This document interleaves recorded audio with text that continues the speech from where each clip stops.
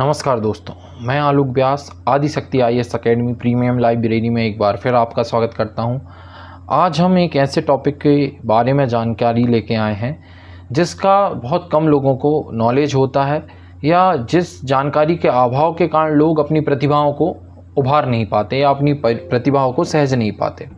इसके अंतर्गत साफ शब्दों में हम यदि या सरल शब्दों में समझें कि यदि आप पे कोई टैलेंट है, आप किसी नई धुन का निर्माण करते हैं या कोई आप नई पेंटिंग को बनाते हैं या कोई नए क्रिएटिव आइडिया आप बनाते हैं या किसी चीज़ का आविष्कार करते हैं और आपकी किसी चीज़ को देख के कोई उसकी नकल कर लेता है और हूबहू नकल कर लेता है और वह फेमस हो जाता है। उस स्थिति में यह दावा आप किस प्रकार कर पाएंगे कि ये अन्वेषण, ये खोज, ये आविष्कार आपका था या ये धुन आपकी थी, ये पेंटिंग आपकी थी। तो इस स्थिति में विश्व विरासत स्थलों की संरक्षण की ही तहत या हम बोल सकते हैं उसी की तरह जब विश्व मंच पर यह बात आई कि किस प्रकार कोई देश का व्यक्ति यदि किसी चीज़ का निर्माण करता है, किसी चीज़ का आविष्कार करता है, तो यह कैसा संरक्षण उसे हम दें, किस प्रकार का उसे संरक्षण हम प्रदान करें ताकि उसके द्वारा की गई खोज, उसके द्वारा दिया गया समय, उसके द्वारा किया गया अनुसंधान उसके नाम से ही फेमस हो या उसकी अनुमति के बिना उसके द्वारा इन्वेंट किए गए हुए, डिस्कवर किए गए किसी भी चीज़ का कोई प्रयोग ना कर सके। तो आप देखते हैं जब कभी भी आप किसी गाने को कॉपी करते हैं या किसी की थीम कॉपी करते हैं सोशल मीडिया पे, तो कॉपीराइट स्ट्राइक आती है। वो कॉपीराइट जो है एक प्रकार से विश्व बौद्धिक संपदा अधिकार है कि किसी और की बौद्धिक संपदा का आपने बिना उसकी परमिशन लिए, बिना उसकी अनुमति के प्रयोग करना चाहे। जब आप उसकी परमिशन लेंगे तभी वह वैलिड होगा, नहीं तो आप क्या कर रहे हैं, अतिक्रमण कर रहे हैं। किसी और की सोच या किसी और का इन्वेंट किया हुआ प्रोग्राम आप चलाने की कोशिश कर रहे हैं बिना उसकी अनुमति के।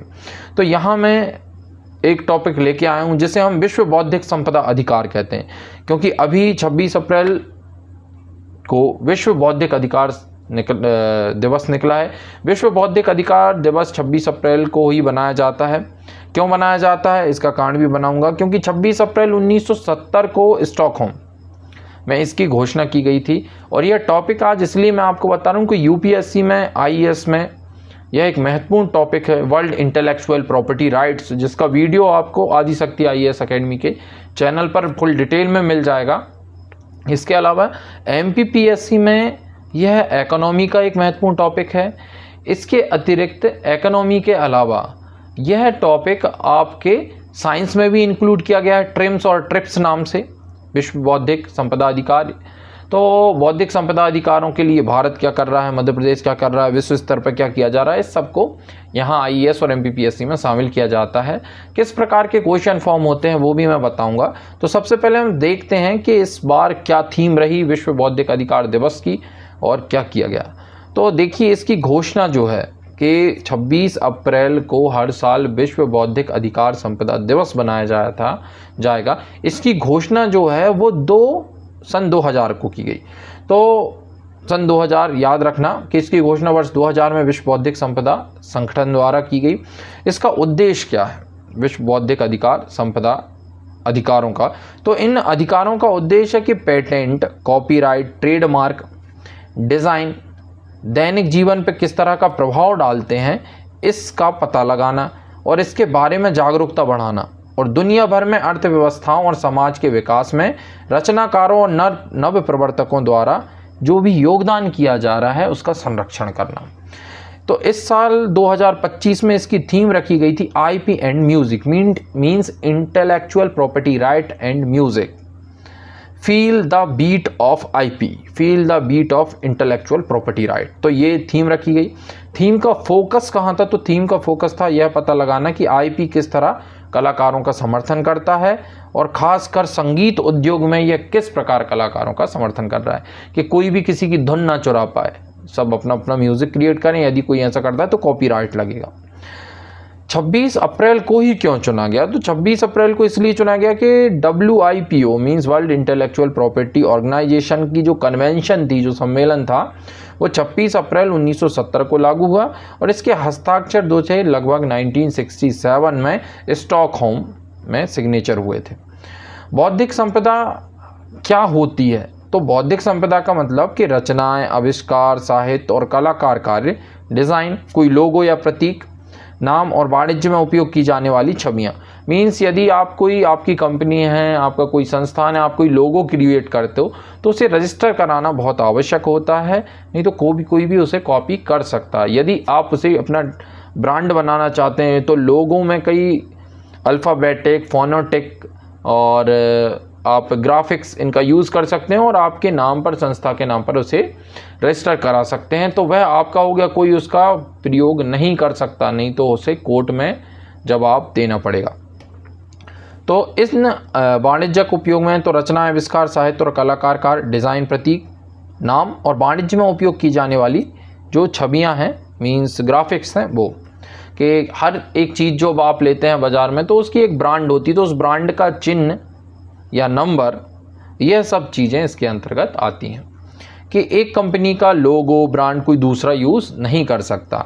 इन अधिकारों को विभिन्न आविष्कारों के माध्यम से कानून द्वारा संरक्षित किया जाता है, जिससे रचनाकारों को अपने काम से मान्यता या वित्तीय लाभ प्राप्त करने में मदद मिलती है। कि भाई आपके द्वारा यदि किसी चीज़ की खोज की जाएगी तो यदि कोई उसका प्रयोग करेगा तो पैसे आपको मिलेंगे, या आपकी परमिशन के बगैर, आपको पैसे दिए बगैर वो कुछ नहीं कर सकता। तो इससे लोगों को बढ़त मिलती है कि हाँ, हम कुछ ना कुछ खोज करते हैं, कुछ ना कुछ नया करें ताकि हमें उसका लाभ हो, वित्तीय लाभ हो, सामाजिक लाभ हो, प्रतिष्ठा बढ़े, ये सब चीज़ें। तो बौद्धिक संपदा अधिकार होते कितने प्रकार के हैं? तो बौद्धिक संपदा अधिकार में 6 चीज़ों को शामिल किया गया है, याद रखिए।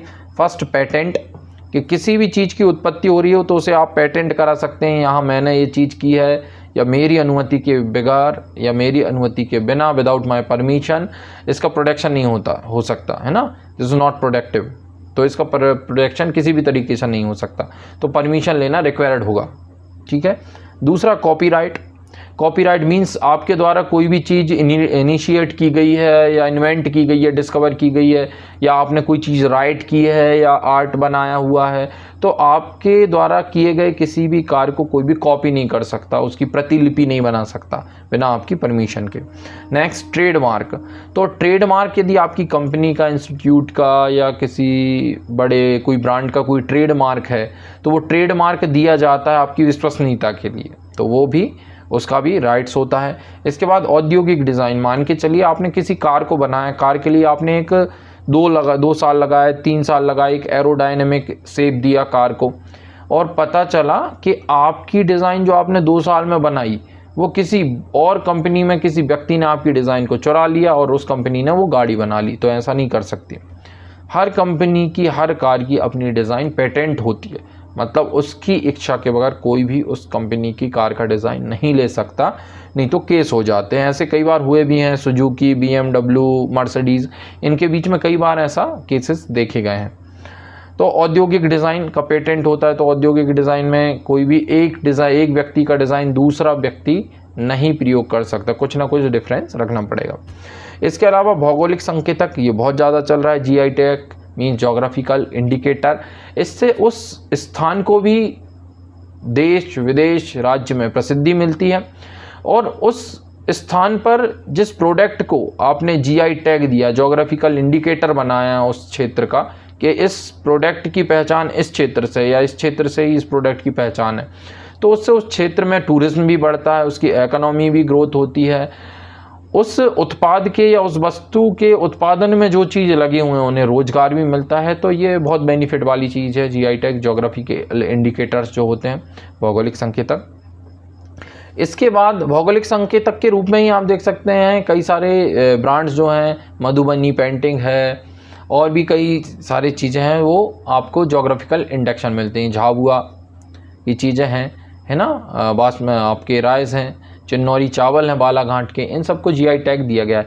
तो GI टैग या ज्योग्राफिकल इंडिकेटर या इंडिकेशन देने में हम 1 डिस्ट्रिक्ट 1 प्रोडक्ट इसको मान सकते हैं कि सबसे पहले जो मध्य प्रदेश सरकार ने या इंडियन गवर्नमेंट ने 1 डिस्ट्रिक्ट 1 प्रोडक्ट स्कीम लॉन्च की है, ये एक प्रकार से ज्योग्राफिकल इंडिकेशन का एक छोटा रूप है कि जब 1 डिस्ट्रिक्ट 1 प्रोडक्ट बहुत ज़्यादा विकसित हो जाएगी, देश विदेश में उनको प्रोडक्ट को उन जिलों के नाम से जाना जाने लगेगा, उस स्थिति में उन जिलों के उस वन डिस्ट्रिक्ट वन प्रोडक्ट को जोग्राफिकल इंडिकेटर मान लिया जाएगा या उसे जीआई टैग दे दिया जाएगा। इसके अलावा व्यापार रहस्य कि यदि आपकी कंपनी कोई विशेष प्रोडक्ट बनाती है तो उसका जो फॉर्मूला रहेगा वो आप गोपनीय रख सकते हैं, वो किसी और को कोई और प्रयोग नहीं कर सकता, उसे रहस्यमय। जैसे आप देखेंगे कोको कोला, तो कोक का जो फॉर्मूला है, कोक कभी भी किसी भी वीडियो में या किसी के साथ वो शेयर नहीं करता, उसे लॉक रखा जाता है। ऐसे ही कई सारे प्रोडक्ट हैं, मेडिसिन्स में तो कंपोजिशन बताने पड़ते हैं, लेकिन आपको जो कई सारे ऐसे प्रोडक्ट हैं, जैसे टेक्निकल प्रोडक्ट हैं, मैकेनिकल प्रोडक्ट्स हैं और खाद्य पदार्थ हैं जिनमें क्या कितनी क्वांटिटी में मिलाया गया है, क्या मिलाया गया है, रेसिपीज़ कुछ नहीं बताया जाता, तो ये उन्हें अधिकार है वर्ल्ड इंटेलेक्चुअल प्रॉपर्टी राइट के तहत। तो इसकी स्थापना को भी विश्व बौद्धिक संपदा संगठन की, ये भी एग्जाम में पूछी जाती है, आप स्क्रीन पर भी देख सकते हैं। तो इसकी स्थापना 14 जुलाई 1967 को हुई और 1974 में संयुक्त राष्ट्र की विशेष एजेंसी बनी। तो यदि हम देखें तो विश्व बौद्धिक संपदा संगठन means WIPO world intellectual property organization का इस्टेब्लिशमेंट जो हुआ है 14 जुलाई 1967 में, और वर्ल्ड इंटेलेक्चुअल प्रॉपर्टी ऑर्गेनाइजेशन जो है UNO world united nation of organization की एक एजेंसी कब बना, तो 1974 में, 1974 में। तो WIPO जो है UNO का एजेंसी कब बना, 1974 में, स्थापना हुई 1967 में। WIPO की जो कन्वेंशन है वो कहाँ हुई, तो कन्वेंशन पे हस्ताक्षर भी 1967 में हुए, 1970 में लागू हुआ और 1979 में 1979 में से संशोधित किया गया था। मुख्यालय कहाँ है, तो स्टॉकहोम में सिग्नेचर हुए और इसका मुख्यालय जो है स्विट्जरलैंड के जेनेवा में। तो याद रखिएगा, वर्ल्ड इंटेलेक्चुअल प्रॉपर्टी ऑर्गेनाइजेशन या विश्व बौद्धिक संपदा अधिकार संगठन, विश्व बौद्धिक संपदा अधिकार संगठन का मुख्यालय जो है जेनेवा स्विट्जरलैंड में है। मूल संगठन यदि हम देखें कि ये एक एजेंसी है और इसका मूल संगठन जो है वो संयुक्त राष्ट्र सामाजिक आर्थिक परिषद है। संयुक्त राष्ट्र सामाजिक आर्थिक परिषद means united nation social economic organization या काउंसिलिंग। महानिदेशक वर्तमान समय में हम देखें तो वर्ल्ड इंटेलेक्चुअल प्रॉपर्टी ऑर्गेनाइजेशन के जो प्रेसिडेंट हैं या CEO हैं तो वो हैं डैरेन टैग। तो विश्व बौद्धिक संपदा अधिकार संगठन के जो वर्तमान महानिदेशक हैं वो डैरेन टैग हैं। तो आज इतना ही, कल मिलते हैं किसी दूसरे टॉपिक के साथ। धन्यवाद।